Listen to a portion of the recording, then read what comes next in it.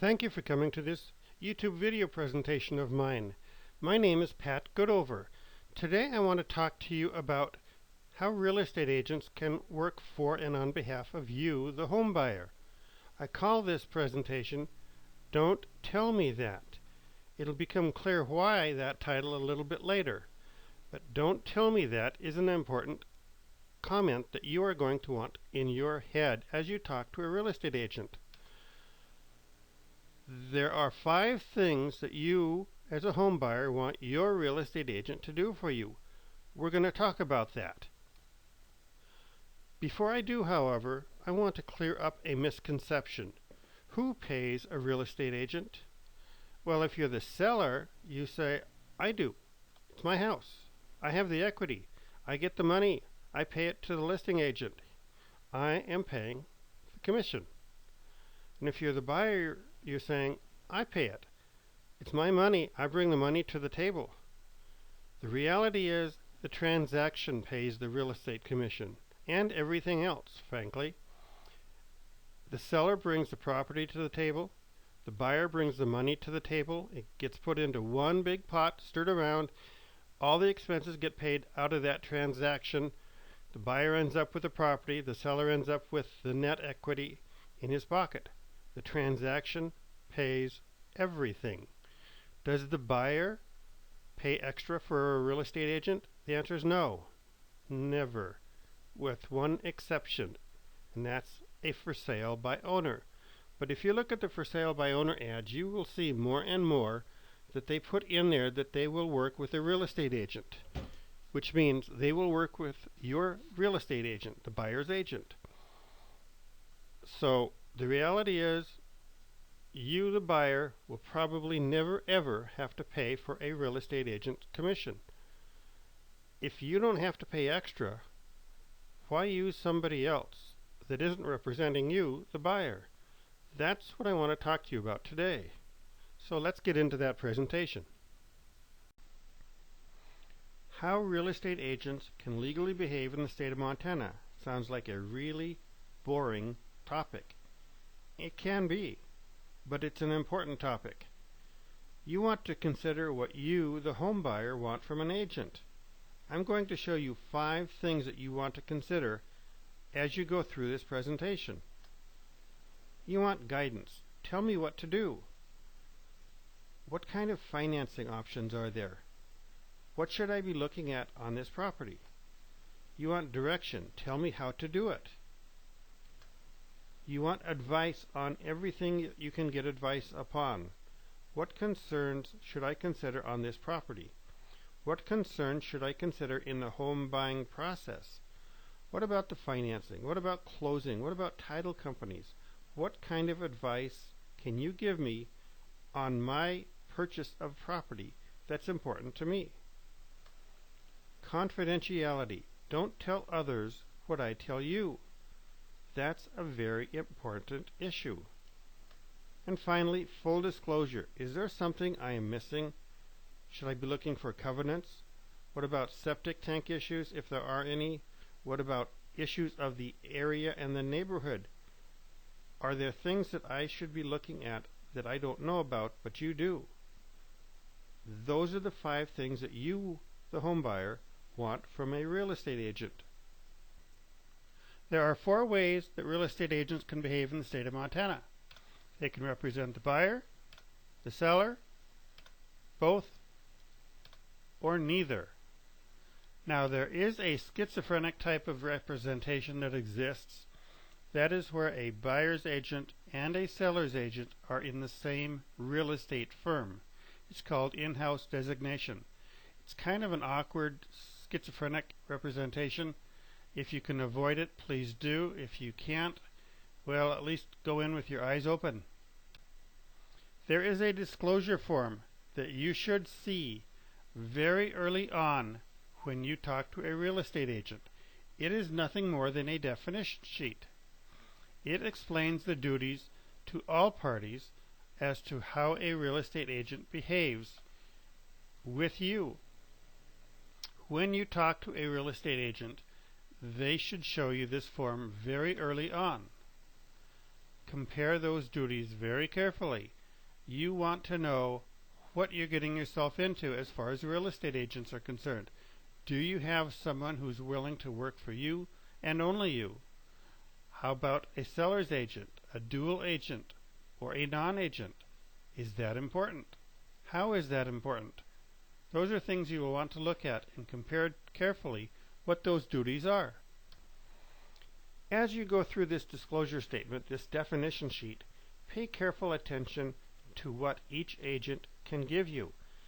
When I started this presentation to you, I talked to you about the 5 things that you want to concern yourself as it relates to the agent that you want to utilize: guidance, direction, advice, confidentiality, and full disclosure. As you go through this definition sheet, look for the agent who can give this to you, and be careful of the agent who cannot. The statute in the state of Montana that talks about how real estate agents behave and their duties starts at 37-51-102. There is one kind of an agent called a non-agent, which in Montana is termed statutory broker.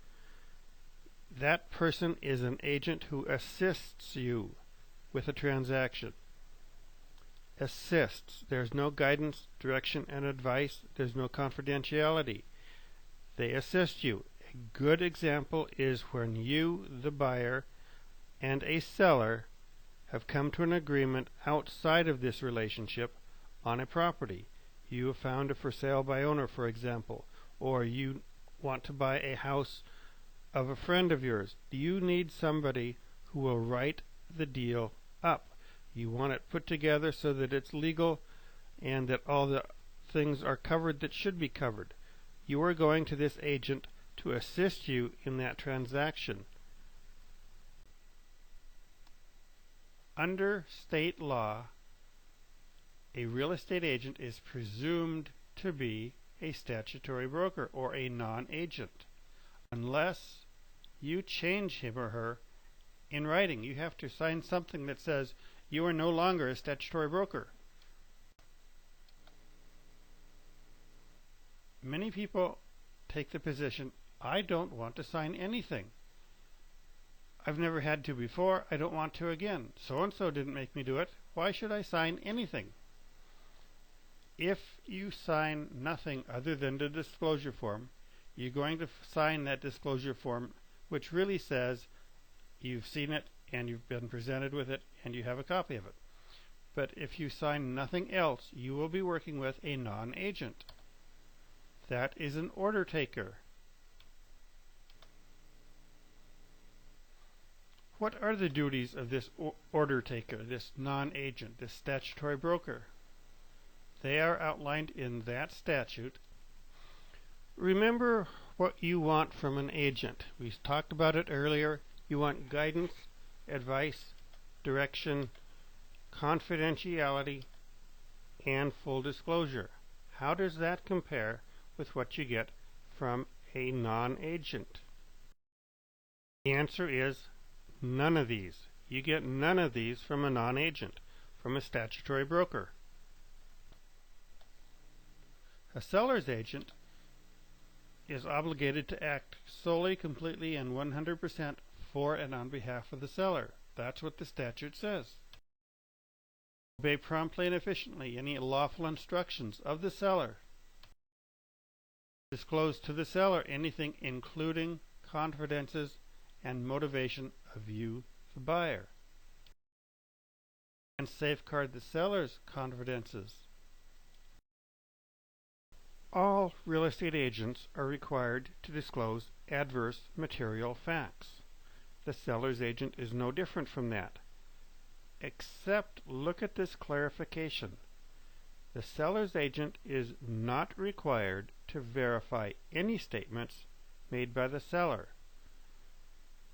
For example, you ask if the foundation leaks.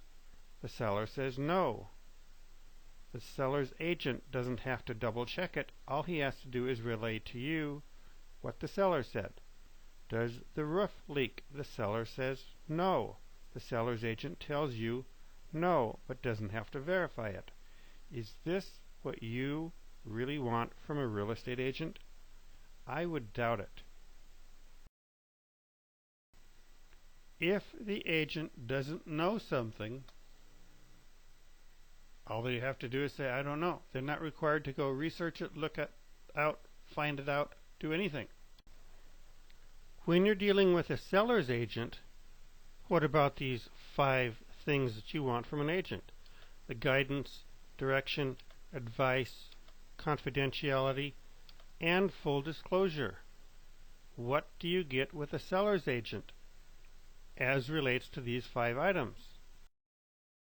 The seller's agent can't give you any guidance, direction, or advice that could be contrary to the needs, wants, and desires of that seller. That seller's agent has been hired to work for and on behalf of that seller. That's what they're supposed to do. They're not hired to work for and on behalf of you, the buyer. There is no duty of confidentiality. Even if you say, please keep this confidential, they cannot and will not and should not do so. Let's go over some questions that you might ask a seller's agent. What will the seller take? A seller's agent is going to say, it's listed for this amount, that's what the seller will take. How long has this been listed? The seller's agent cannot answer that question because it may have some effect on the motivation. What should I offer? You're asking an agent who's not your agent to tell you what you should offer. Not a good idea.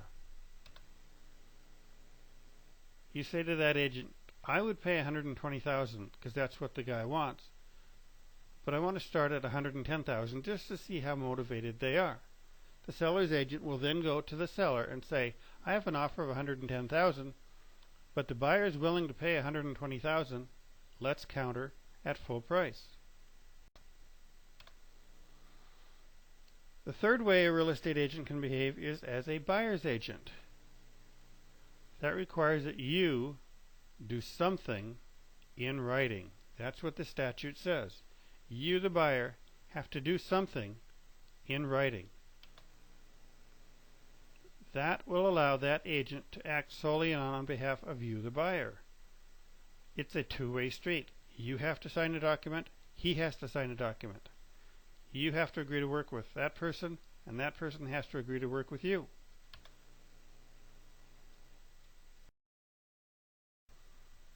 That buyer's agent is obligated to you, the buyer, exactly the same way as a seller's agent is to the seller.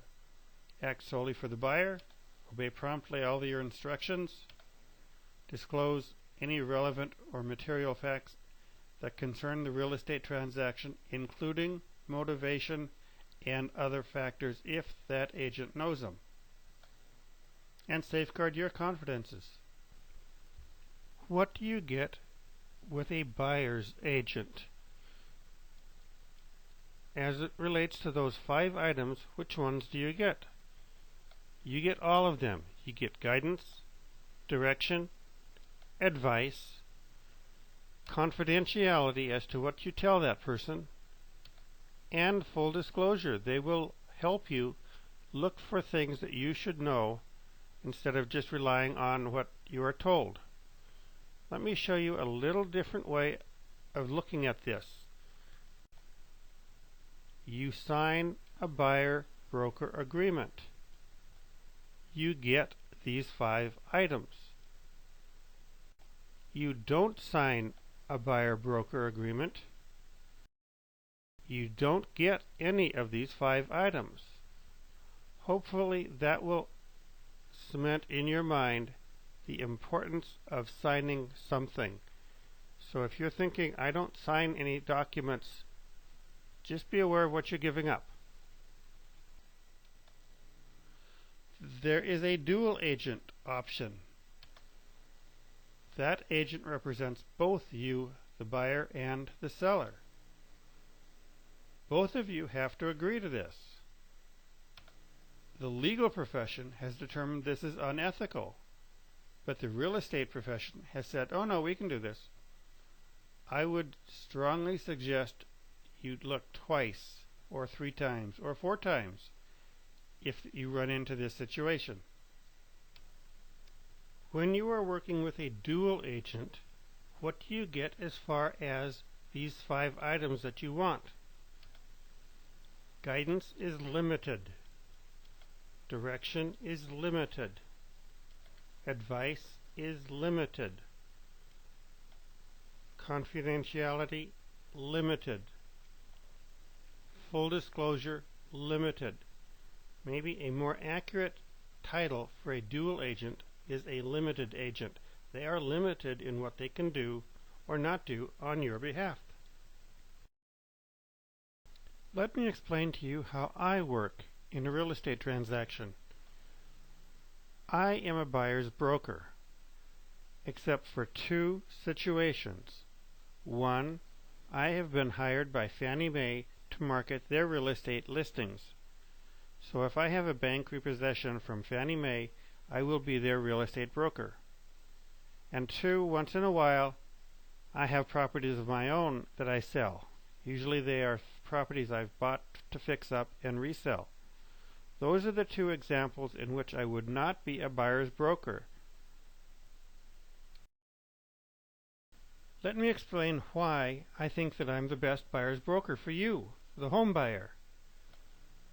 I have certain designations that the realtor organization provides after you go through an intense training program.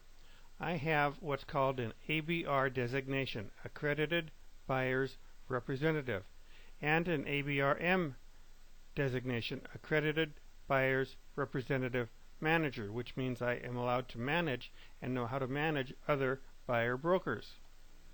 I was actually the very first buyer broker in Great Falls many years ago. I know what I'm doing. I've had the training, I've had the experience. I would like to help you get that house. Will you let me? Please call, text, or email me. This is my work phone number, 727-8222. This is my cell number, 799-2030, 799-2030. I can receive texts on that message phone as well. This is my email address, goodover@centric.net. Note it's .net, not .com. This is my real estate firm, Professional Brokers of Great Falls. Thank you for watching this video presentation. I look forward to the day that I can help you, the home buyer, in your next purchase. Please contact me, and after this presentation is over, leave me a comment under the comment section of this presentation. I would love to help you out. Give me the chance.